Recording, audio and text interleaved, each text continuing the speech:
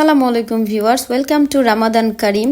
রমজান মাসের শুরুটা কিভাবে হয়েছিল আর এত ব্যস্ততার মাঝখানে থেকেও সব কিছু করতে হচ্ছে, যার কারণে ভিডিও তেমন একটা দিতে পারতেছি না। তো ঘরের 2 রুম গুছিয়ে পরে যত জামা কাপড় ছিল সেগুলো গুছাচ্ছি। প্রতিদিনের কাজ আমার এগুলোই করতে হয়, আর আজকে যেহেতু ফ্রাইডে তাই আজকে এক্সট্রা বেশি কাজ ছিল আমার। যত ঘরের কাপড় চোপড় আছে, যা কিছু আছে সব কিছু ধুবো। তো এর মধ্যে মাহের খেলতেছিল অর্ধিকার সাথে, মানে আমার এক স্টুডেন্টের সাথে।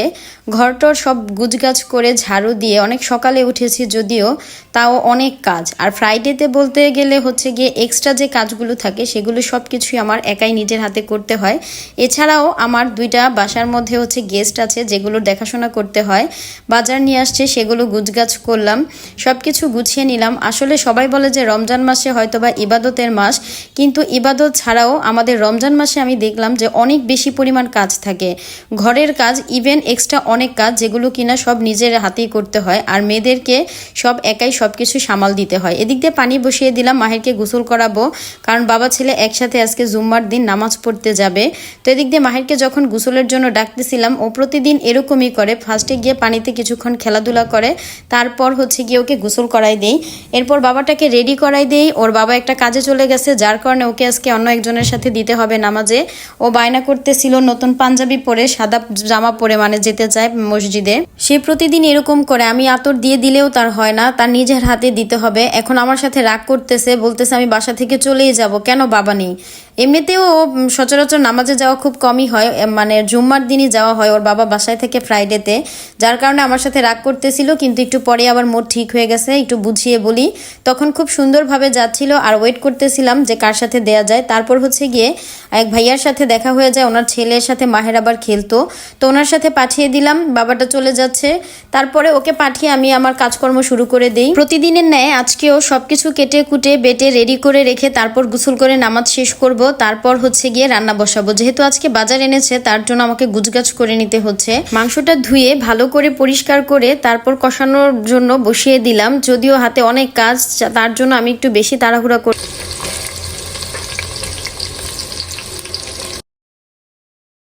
রান্না করতে অনেকটা সময় লেগে যাবে। আর অন্যান্য দিন হচ্ছে গিয়ে কেটে কুটে আগে রেডি করে রাখি, ঘরটর ক্লিন করে তারপর হচ্ছে গিয়ে আমি নামাজে চলে যাই। নামাজ শেষ করে তারপরে হচ্ছে সব কাজকর্ম করি। তো এদিক দিয়ে মাহের চলে আসছে, ভাইয়া ডাক দিয়ে বলতেছে যে আপা এই যে বাবুকে দিয়ে গেলাম। ভাইয়াটা খুব ভালো, আর এমনিতেও ভাইয়াটা অনেক কাজ করে দেয় প্রায়শই। তো এদিক দিয়ে আমার রান্নাও চলতেছিল, এদিক দিয়ে মাহেরকেও কিছু খাবার টাবার দিয়ে ও খায়। খাওয়ার পর হচ্ছে গিয়ে দুপুর টাইম হয়ে যায়, ওকে খাবার খাওয়াতে হবে। তো আমি আসলে মাংসটা ভালো করে কষাতে দিয়ে আমি কিছুক্ষণের জন্য চলে যাই রূপচর্চা করার জন্য। রমজান মাসে আসলে তেমন একটা সময় হয় না বলেই চলে। তো এই হচ্ছে আমার ফাইনাল লুক। আলহামদুলিল্লাহ মাংস রান্না করা হয়ে গেছে। তো নামাজ শেষ করার পর আমি চাল ধুয়ে ভাত রান্না করার জন্য বসিয়ে দিচ্ছি। রাইস কুকারে দিলে একটা সুবিধা কি, আমাকে বারবার এসে দেখতে হবে না, এটা অটোই শাটডাউন হয়ে থাকবে। গোসল নামাজ শেষ করে হচ্ছে আমি সবকিছু নামিয়ে রাখি, যাতে আমার যখন রান্না বসাবো বা কাজ করব তখন যাতে সুবিধা হয়। তো আমি এখনই ফলমূল কেটে রেখে দিব ফ্রিজে, যাতে পরবর্তীতে আমার কাজ করতে সুবিধা হয়। এছাড়াও কিছুক্ষণ রেস্ট করার পরে আমার কিছু স্টুডেন্ট চলে আসবে পড়ার জন্য, যেহেতু ফ্রাইডে। তারপরও আজকে পড়াচ্ছি, কারণ বাচ্চাদের স্কুলে এক্সাম চলতেছে, যার কারণে সব বাচ্চাকে বলিনি, কিছুদেরকে বলেছি যারা এসেছে ওদেরকে একটু লিখতে দিয়েছি, পড়তে দিব, তারপর হচ্ছে ওদেরকে ছেড়ে দিব। আর আজকে সবাই আসে। বাচ্চাদেরকে ছুটি দেওয়ার পর আসরের নামাজ শেষ করে আমি কিছুক্ষণ কোরআন তেলাওয়াত করি। যদিও ভেবেছিলাম ফ্রাইডেতে বেশি করে পড়বো, কিন্তু সেই সুযোগটা আর হয়নি, অনেক পরিমাণ কাজ ছিল। তারপর আমি টুকিটাকি করে আস্তে আস্তে করে সব কাজকর্ম করে নেই। ফলগুলো ভিজিয়ে রাখি, কারণ এগুলোতে অনেক পরিমাণ ফরমালিন থাকে। তারপর হচ্ছে শরবত গুলিয়ে নেই, বেলের শরবতটা বানিয়ে নেই, মানে এগুলো আমার গুছানো থাকলে বাকি কাজগুলো করতে পরে সুবিধা হবে। তারপর খেজুরগুলো ধুয়ে রাখি, যেটা কিনা প্রতিদিনই আমার ভুল হয়, পরে তাড়াহুড়া করে বের করে নেই। সব ফলমূল কাজকর্ম কেটে গুছিয়ে টেবিলে সাজিয়ে রাখবো, আর ফলগুলো কিছুক্ষণ ফ্রিজে রাখার হলে রাখবো, কারণ হাতে বেশি সময়ও নেই। মাহবুবের অফিস শেষ হয়ে গেলে প্রতিদিনই ইফতারের কিছুক্ষণ আগে চলে আসে। এখানে বাবা ছেলে ইফতার নিয়ে বসে আছে, ওয়েট করতেছে আজানের জন্য। আজকে চাপ আর হচ্ছে নান রুটি নিয়ে আসছি। ইফতার করার শেষে নামাজ পড়া হয়ে গেলে পরে আমি মাংসটা ঠান্ডা হলে একটা বক্সে করে কিছুটা রেখে দেই, বাকিটুকু রেখে দেই খাওয়ার জন্য।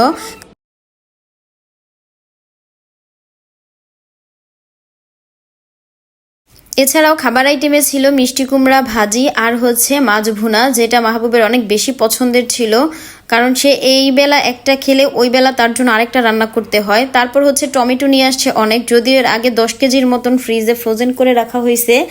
তারপরের দিনের জন্য হচ্ছে গিয়ে আমি বটটাকে ধুয়ে সুন্দর করে কষিয়ে রাখি যাতে আমার কাজ করতে সুবিধা হয়। ভাইরে ভাই, রমজান মাস বলে কথা, যেমন সারাদিন না খেয়ে থাকতে হয়, মনে হয় যে সারা রাত্র অনেক বেশি খাওয়া দাওয়া হয়, আসলে তা না। তবে রমজান মাসে আসলে একটু ভালো মন্দ সবারই খেতে ইচ্ছে করে।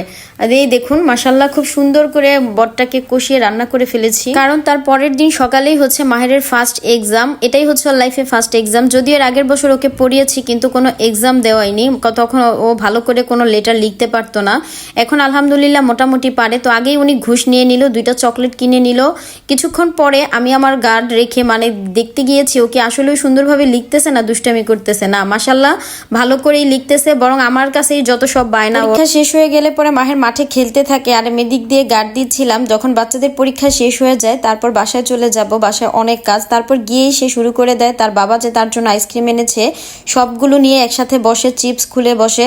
তো এভাবেই কন্টিনিউ চলছে আমার দিনগুলো। তো আজকের ব্লগটা এ পর্যন্ত। সবাই ভালো থাকবেন, সুস্থ থাকবেন, আল্লাহ হাফেজ।